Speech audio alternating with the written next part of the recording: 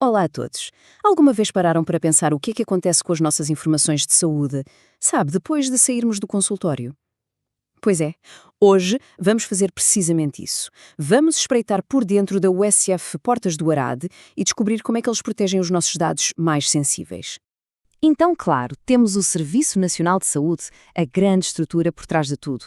Mas o nosso foco hoje é o que acontece na prática, no dia a dia. E para isso, vamos olhar para um exemplo concreto, a Unidade de Saúde Familiar Portas do Arade.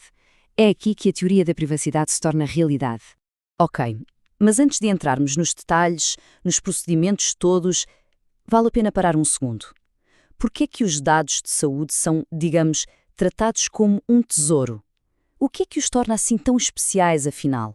A verdade é que é quase como uma coreografia de segurança muito bem ensaiada. Começa no exato momento em que se pisa a clínica e é feita de pequenos gestos, de regras que muitas vezes nem notamos, mas todas elas têm um único propósito: criar uma autêntica fortaleza à volta da nossa privacidade.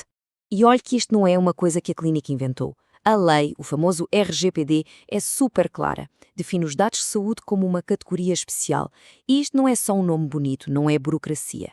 Significa que a própria lei reconhece o quão sensível esta informação é.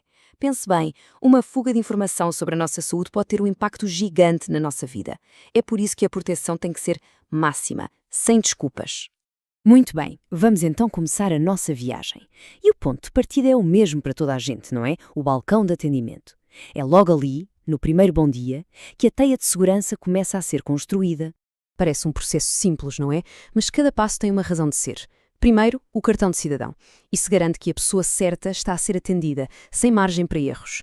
Depois, a confirmação verbal de, por exemplo, nome e data de nascimento. É como uma segunda fechadura na porta. E talvez o mais importante, e que às vezes nem reparamos, a equipa está treinada para falar de forma discreta, para que a conversa no balcão seja só no balcão. A privacidade começa logo ali. E essa proteção não acaba no balcão, claro, estende-se por toda a sala de espera. Por exemplo, o sistema de senhas, em vez de chamar pelo nome, parece um detalhe, certo? Mas é um detalhe gigante para proteger a nossa identidade. Outra coisa, já reparou que os monitores dos computadores estão sempre virados para dentro? Não é por acaso. E cada profissional tem a sua própria senha, o seu próprio acesso, e isto significa que tudo o que é feito no sistema deixa um rastro, tudo fica registado.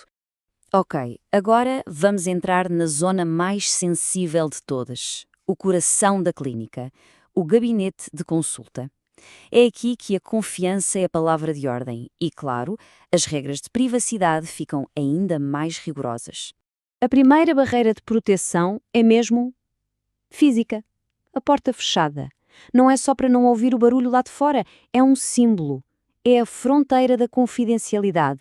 Da mesma forma, os biombos, as cortinas, tudo isso existe para uma única coisa: garantir que a dignidade da pessoa é respeitada em todos os momentos. E esta é uma responsabilidade de equipa, onde cada um tem o seu papel. A equipa de enfermagem, por exemplo, volta a confirmar a identidade e gere quem entra e quem sai para garantir que só estão ali as pessoas certas. Já a equipa médica foca-se totalmente no ato clínico, na consulta em si. Assegura a privacidade total durante o exame e segue uma regra de ouro. No processo, só se escreve o que é clinicamente essencial, nada mais. Tudo isto está assente em dois grandes pilares. O primeiro, toda a gente conhece: o sigilo profissional. É sagrado. Mas há outro, talvez menos falado, que é o princípio da necessidade de saber. O que é que isto quer dizer? É simples. Mesmo dentro da equipa, a informação sobre um utente só é partilhada com quem precisa mesmo de a saber para fazer o seu trabalho. Pense nisto como compartimentos estanques. A informação não anda a passear pela clínica. Bem, a consulta acabou, a pessoa vai-se embora, mas o trabalho de proteger os dados dela está longe de terminar. Na verdade, agora é que começa uma outra fase. Vamos lá ver o que acontece nos bastidores, tanto no mundo digital como no mundo do papel. No mundo digital, a vigilância tem de ser constante. Um gesto tão simples como bloquear o ecrã do computador quando alguém se levanta faz toda a diferença. E por trás disso, cada clique, cada acesso ao processo de um utente é monitorizado. Tem que haver uma razão para o fazer. E claro, as palavras-passe e os logins são como uma impressão digital. São pessoais, são intransmissíveis. Mas não podemos pensar que a segurança é só digital, pois não. E o papel? Pois é, no mundo físico as regras são igualmente rigorosas. Um rascunho com um nome não vai para o lixo normal, é lixo sensível, vai direto para uma trituradora. Uma receita que fica na impressora é recolhida na hora. São estes pormenores que, somados, criam uma segurança a sério. Até agora falámos muito dos deveres da clínica, mas agora vamos virar o jogo. Vamos falar dos nossos direitos, dos direitos de quem é utente. Porque saber as regras é bom, mas saber os nossos direitos, isso é que nos dá poder e, acima de tudo, constrói a confiança. A lei dá-nos a todos ferramentas muito concretas. Temos o direito de aceder aos nossos dados de saúde, de os ver. Se encontrarmos alguma coisa errada, temos o direito de pedir para corrigir e até temos o direito de nos opormos a que os nossos dados sejam usados para certas coisas. E o mais importante, para cada direito nosso, há um dever correspondente do lado da clínica. Há uma via de dois sentidos. No final de contas, isto tudo, todas estas regras, todos estes procedimentos, têm um objetivo que vai muito além de simplesmente cumprir a lei. O verdadeiro objetivo é construir uma relação de confiança.